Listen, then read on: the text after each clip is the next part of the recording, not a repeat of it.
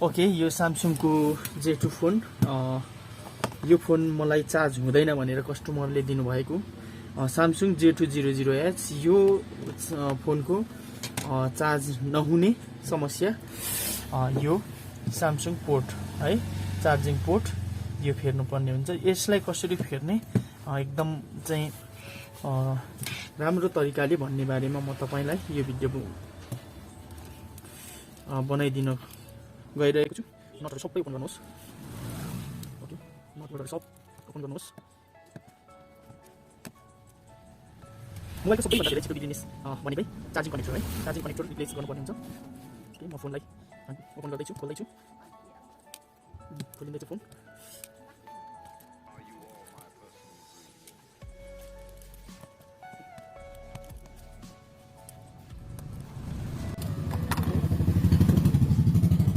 सबै रिमुभ भइसकेको छ। अब यो साइडदेखि यसरी, ओके, यो यहाँबाट यसरी बिस्तारै है फुट्ने सम्भावना हुन्छ डिस्प्ले। यसलाई एकदम स्लोली हैन तपाईको फोनलाई ओपन गर्नुहोस्, एकदम बिस्तारै है, ध्यान दिनुपर्ने कुरा हो यो। तपाईको भरै केही कथम डिस्प्ले फुट्यो भने समस्या पर्न जान्छ।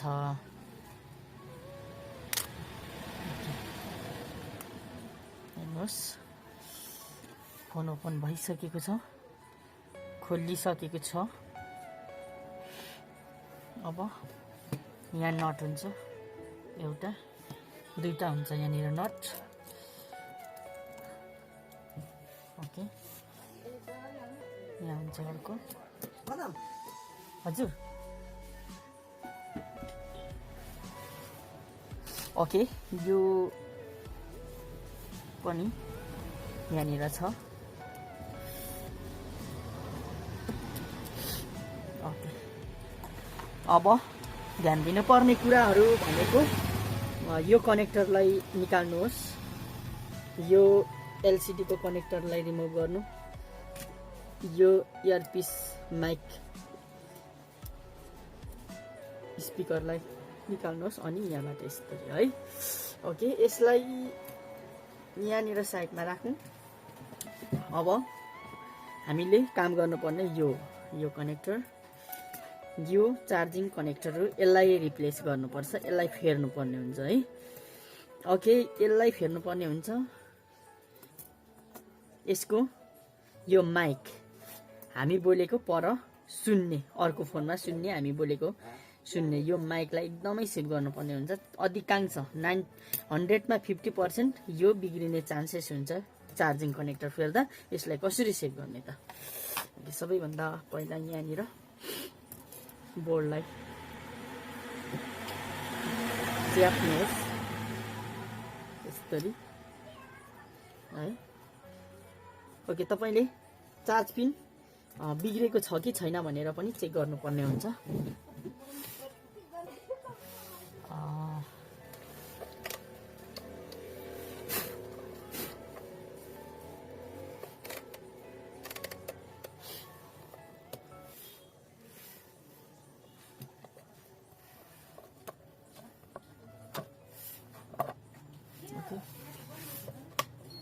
मिटरलाई वज्र मोडमा राखेर चार्जिङ कनेक्टर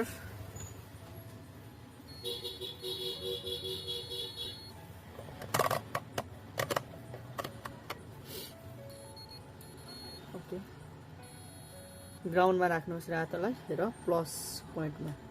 ओके, ठिक छ, कनेक्सन ठिक छ, माइनसमा माइनस। ओके, काम दिन्छ। यहाँनिर 0 आयो, रिडिङ आएन भने मात्र तपाईले सेक्सनहरु चेन्ज गर्नुपर्ने हुन्छ। यो ठिक छ, कनेक्टरकै समस्याले गर्दाखेरि हो यो। अब माइकलाई हामीले एकदमै मजाले सेभ गर्नुपर्ने हुन्छ।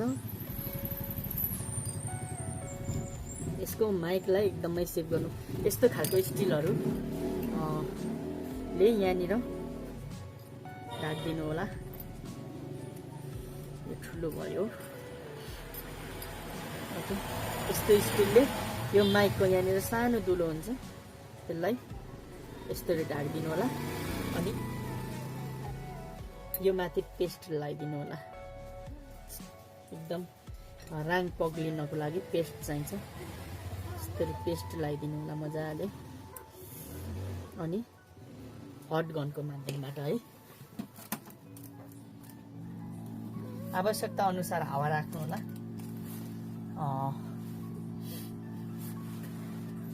ओके, अब यहाँनिर ठ्याक्कै यसरी हिँड्दिनु होला।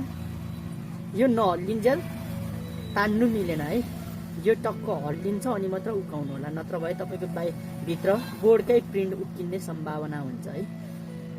यो भित्रको र्याङहरूले छोडिसकेपछि तपाईँको कनेक्टर हल्लिन्छ। यसरी हल्लाउनु होला। यो हल्लिसक्यो, देख्नुभयो हल्लिसक्यो। अब तान्नु होला यस्तो है। यो यस्तरी हल्लिएपछि तान्ने हो। यहाँ राख्नुहोस् यो पुरानोलाई। अब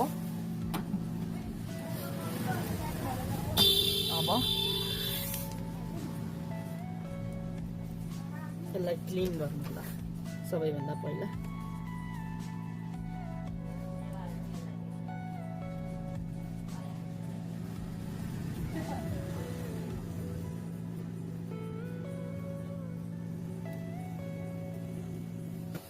ओके, यसलाई एकदमै मजाले क्लिन गर्नु होला। हेर्नुहोस् मैले क्लिन गरिसकेको छु। यो माथिको यो प्रिन्टर नै उकि गएको रहेछ। अब तपाईँले यो साइडको कनेक्टरको खुट्टा पस्ने ठाउँलाई धुलो पार्नु पर्ने हुन्छ र्याङ पम्पको माध्यमबाट, यसको माध्यमबाट है। यो र्याङ पम्पको माध्यमबाट मैले यो कनेक्टरको खुट्टा पस्ने यिनीहरू धुलो बनाइसकेँ है। वारफार धुलो पार्नुहोस्। ठिक छ।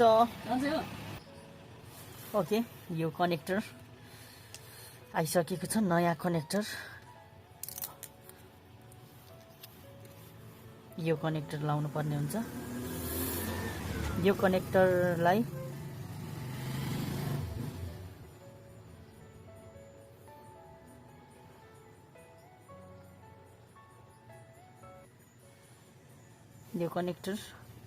एकचोटि ब्लेडको माध्यमबाट यहाँनिर यसलाई मैले हटाएँ। यहाँनिर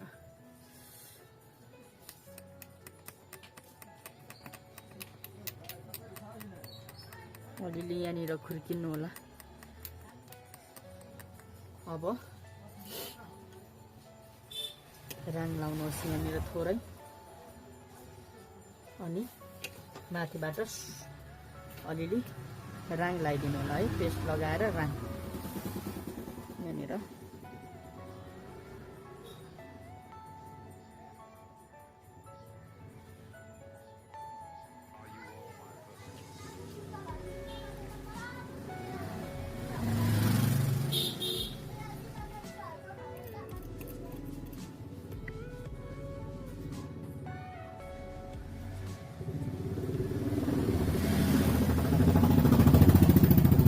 तपाईँहरूले सानो आइरन चलाउँदाखेरि अझै राम्रो हुन्छ। मैले ठुलो आइरनै चलाइरहेको छु। सानो आइरनले अझै राम्रो हुन्छ। ओके,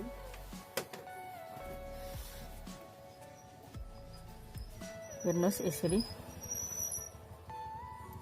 र्याङ लगाइदिनु होला माथिबाट अलिअलि।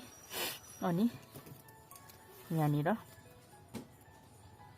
यसरी हेर्नुहोस्, यहाँ धुलो पारेको खुट्टामा टकटकी बस्छ।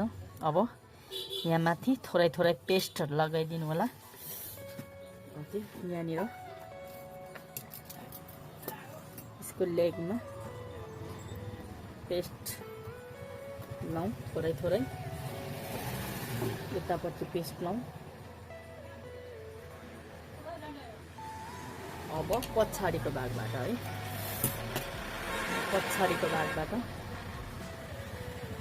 आइरनले सोल्डिङ गरिदिनु पर्छ।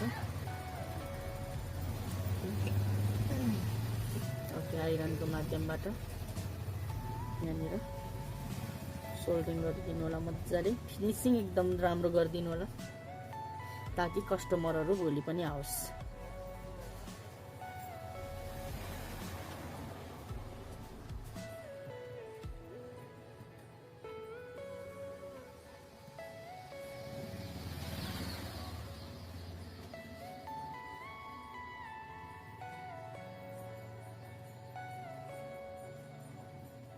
जुनै Samsung को पनि कनेक्टर फेर्ने तरिका यो नै हो।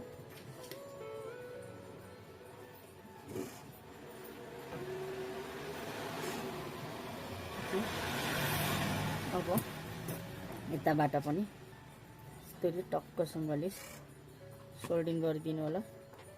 एकदमै यो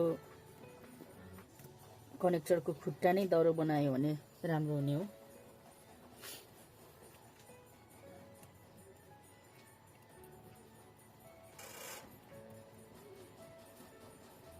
ओके, यो खुट्टाहरूलाई मैले सोल्डिङ गरिदिसकेको छु। हेर्नुहोस्, एकदम मजाले सोल्डिङ गर्नुपर्ने हुन्छ। अब यो चार्जिङ कनेक्टर है, यो चार्जको प्लस माइनस अनि USB कनेक्टर चाहिँ मजाले कनेक्ट गरिदिनु पर्ने हुन्छ। यहाँनिर सोल्डिङ गरिदिनु पर्ने हुन्छ। उही पेस्ट लाउनु पर्ने हुन्छ। यहाँनिर सानो आइरनबाट गर्दाखेरि यो राम्रो हुन्छ। ओके, यहाँ पेस्ट लगाइसकेपछि तपाईले सानो आइरनको माध्यमबाट सोल्डिङ गर्दा हुन्छ। मैले ठुलै आइरन युज गरेँ किन भन्दा मेरो सानो आइरनमा राम्रो भोल्टेज छैन।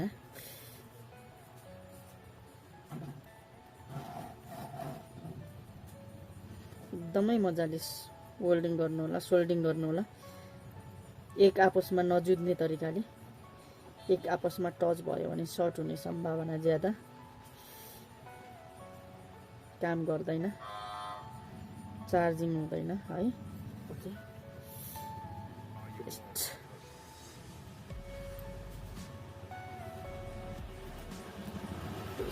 मजाले लाएर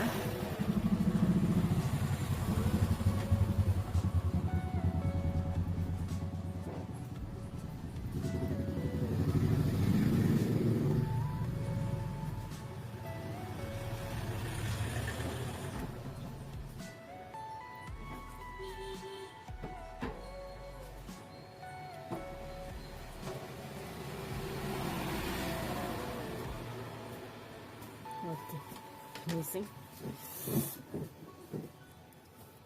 हेर्नुहोस्।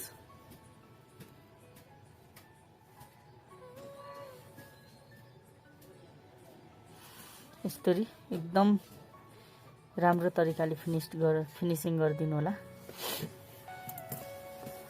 अब म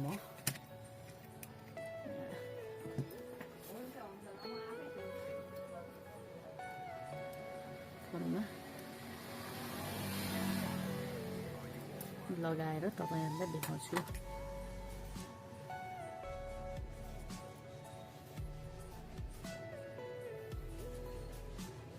ओके,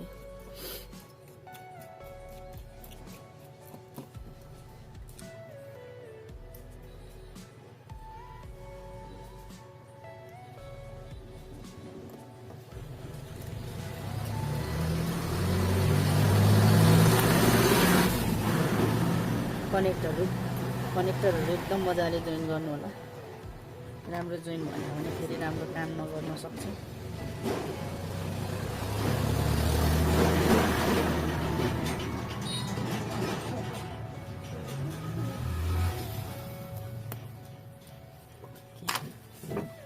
अब यहाँनिर प्याक गर्दाखेरि यो इयरफोनको साइड अगाडि लाउनु पर्ने हुन्छ।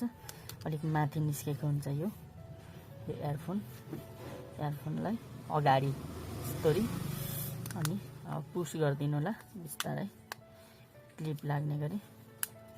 ओके, अब ट्राई गर्छु।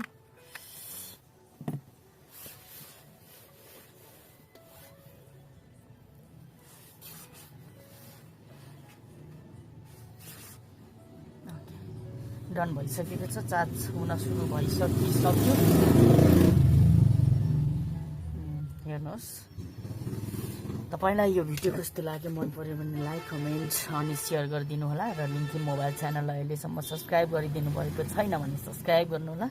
यस्तै भिडियो फेरि पाउनको लागि। धन्यवाद।